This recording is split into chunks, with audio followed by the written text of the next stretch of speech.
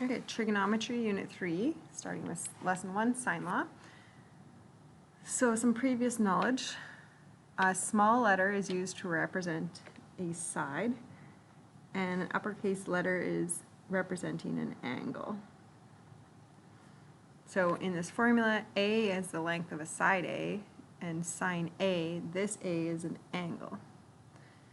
Okay, solve for side Q. So to solve, I cross multiply, so I multiply and then I would divide. So what does that look like in your calculator? Okay, so first thing I need to do is check that my mode is in degrees. See, I have a DEG, or some might have a D.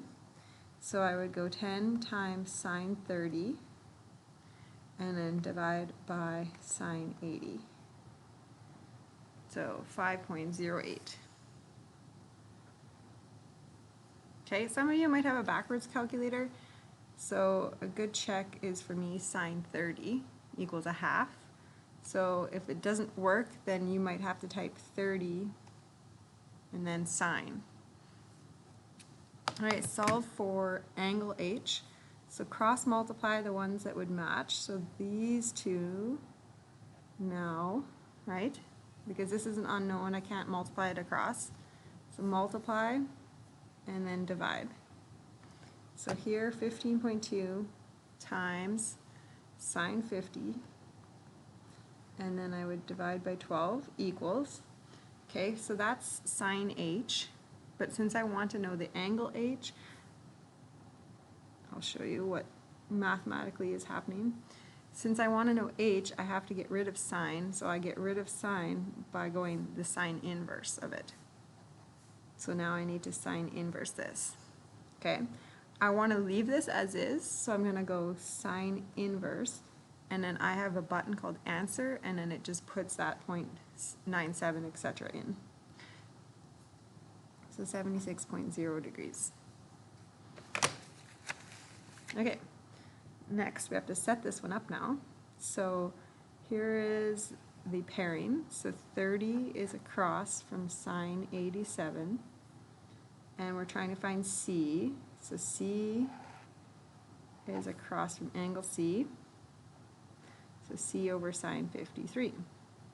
So I'm going to multiply the two across. So I'm going to multiply, and then I'm going to divide. So 30 times sine 53 divided by sine 87, 23.99 centimeters. Need to include units since I was given something in units of centimeters. Okay, find the measure of angle R.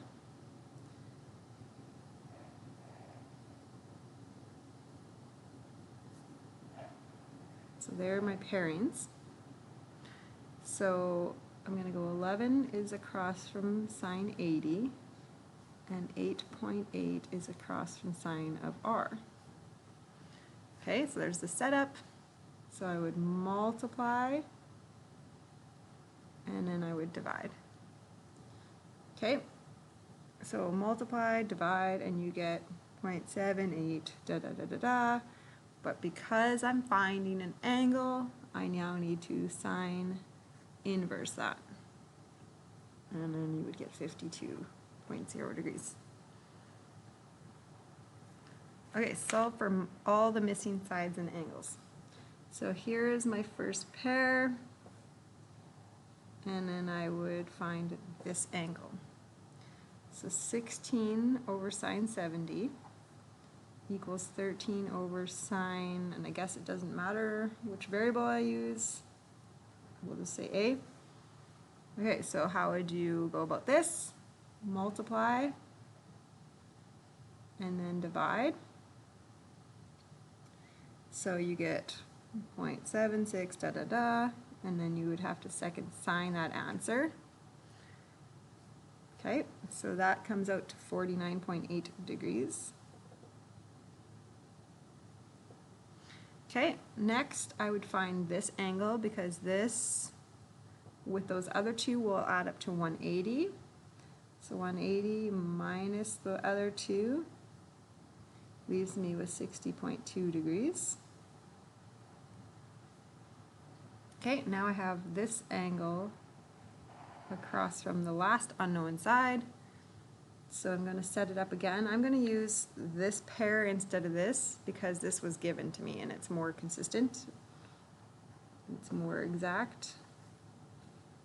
So let's call this B, I guess, just a different, why don't I put those letters on there? And it's across from 60.2. So I have that set up, and now I would need to multiply those two, that times that, divide by that, and I will get 14.78. Okay, that's sine law.